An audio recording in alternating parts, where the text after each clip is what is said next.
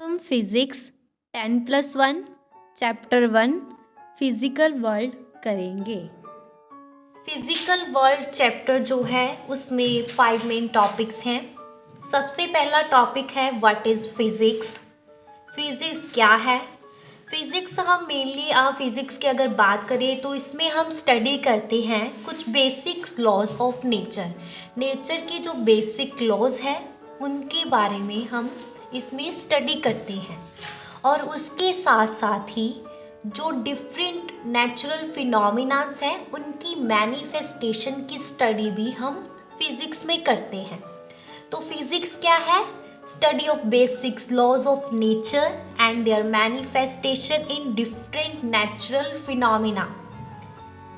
उसके बाद फिज़िक्स में जो है 2 प्रिंसिपल्स काम करते हैं, जैसे अब सबसे पहला है यूनिफिकेशन और दूसरा है रिडक्शन। तो यूनिफिकेशन क्या है?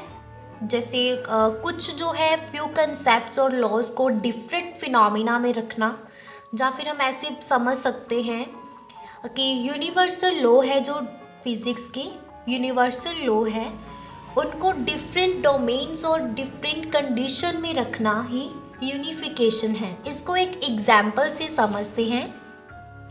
जैसे हमारा सन जो है प्लैनेट्स के अराउंड रिवॉल्व करता है, उसी तरह हमारा जो मून है वो अर्थ के अराउंड रिवॉल्व करता है, जहाँ बोल सकते हैं घूमता है।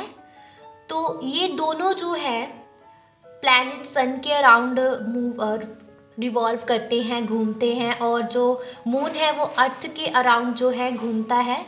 तो ये दोनों जो फिनोमिना है ये लॉ ऑफ ग्रेविटेशन को फॉलो करते हैं। तो यूनिफिकेशन यही है कि यूनिवर्सल लॉ जो है डिफरेंट डोमेन्स और कंडीशंस में। देन आता है सेकंड जो प्रिंसिपल काम करता है फिज़िक्स में, जिसको हम बोलते हैं रिडक्शन। तो रिडक्शन क्या है? ये जो फिनोमिनास है नेचुरल यूनिवर्सल लॉज है, इनसे जो फर्दर जो डिराइव होती हैं प्रॉपर्टीज़ उनको ही हम बोलते हैं रिडक्शन।